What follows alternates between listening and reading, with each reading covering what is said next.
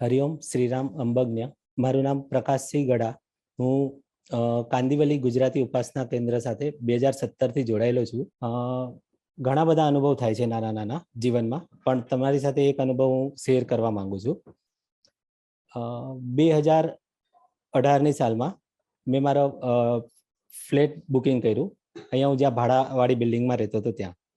તો જેવું ટોકન આપ્યું એવું બીજા દિવસે મને દેશમાંથી ફોન આવે છે કે જે મારી 32 એકર જગ્યા છે, ખેતર, જેને હું વેચવા માટે 2017ની સાલમાં લગભગ બધા દલાલોને કહીને રાખેલા, અને ભાવની ઓફર બી એકદમ નીચે કહીને રાખેલી મેં, પણ એક બી સોદો મારો ત્યારે પત્યો નહોતો.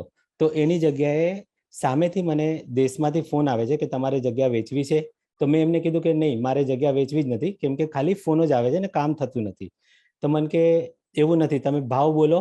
તો મેં એને ભાવ કીધો. જે મારે એને વેચવી હતી 1,10,000 તો એને મેં કીધું કે 1,40,000 રૂપિયા એકર. તો એણે મને ત્યારે ચાલુ ફોનમાં હા પાડીને 10 જ મિનિટમાં ટોકન આપ્યું, અને 14 દિવસની અંદર મને એનું પેમેન્ટ મળી ગયું. તો આ બધું જોઈને મને તરત અચરજ થયું. મેં કીધું, જે જગ્યા વેચવા માટે મેં 1 વર્ષ આખું ટ્રાય કરી, એ જગ્યા વેચાય નહીં.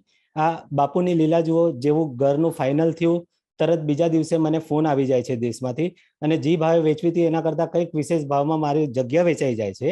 અને 14 દિવસની અંદર પૈસા, દેશમાં 5-6 મહિના પહેલા કોઈ પૈસા આપતું નથી આખો સોદો પતે ત્યારે, અને એ પૈસા મારા સીધા અહીંયા સચવાઈ જાય છે.